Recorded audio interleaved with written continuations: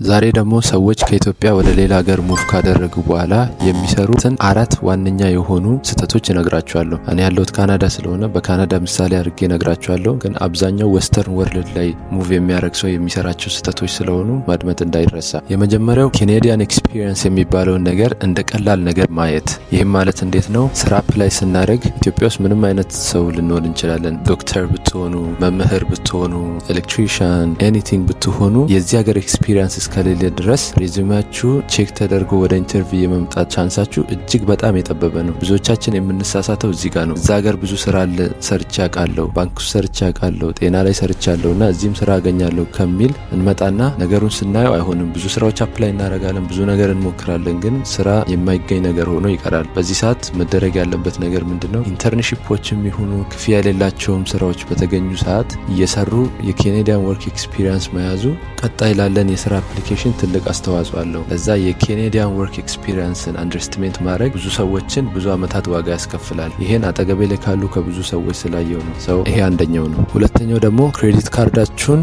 ወይም ክሬዲት ካርዳችንን በጊዜ ቢውልድ አለማድረግ። ብዙዎቻችን ያው ከአፍሪካ ነው የመጣ ነው። ስለ ክሬዲት ካርድ ብንሰማ ነው እንጂ የክሬዲት ካርድ እውቀቱ ሳይኖረን ነው የምንመጣውና ክሬዲት ካርዳችንን በአግባቡ ቢውልድ አለማድረጋችን ብዙ ዋጋ ያስከፍለናል። እኔ ለምሳሌ ከአንድ ኤክስፒሪየንስ ተነስቼ ልንገራችሁ። አንዳንድ ሰዎች ክሬዲታቸውን በአግባቡ ስለተጠቀሙ መኪናን የሚያክል ነገር ወይ ቤት የሆነ ነገር በትንሽ ገንዘብ ሲገዙ ታያላችሁ። ክሬዲታቸውን በአግባቡ መጠቀም ያልቻሉ ሰዎች ግን በጣም ቀላል የሚባለውን እንደ ስልክ፣ አሁን ይህን ቪዲዮ የሚቀርጽበትን ስልክ እንኳን በክሬዲታቸው ምክንያት መግዛት የማይችሉ ሰዎች አሉ። ሶ ክሬዲት ካርድን አንደርስታንድ አለማድረጋችን ብዙ ዋጋ ያስከፍለናልና አዲስ ወደ ሌላ ሀገር ሙቭ ያደረጋችሁ ሰዎች ወይ ደግሞ ኢትዮጵያ መሆናችሁ ሀገር ለመቀየር ሀሳብ ያላችሁ ሰዎች ስለ ክሬዲት ካርድ ጥቂት እውቀት ቢኖራችሁ አሪፍ ነው። ወይም ደግሞ ስለ ክሬዲት ካርድ የሚያውቅ ሰው ባገኛችሁ ቁጥር በደንብ መጠየቅ እንዳይረሳ።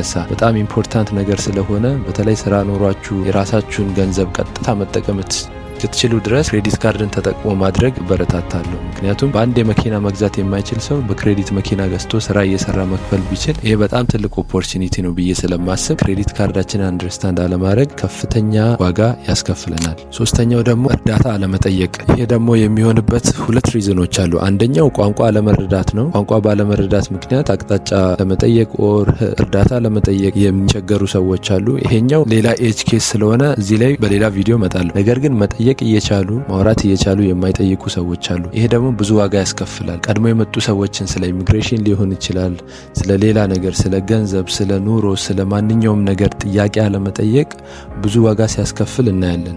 ለዛ የምትጠይቁትን ሰው ምረጡ እንጂ ሰው መጠየቅ እንዳትፈሩ። ሁሉም ነገር ኢንተርኔት ላይ ያለ ይመስለናል።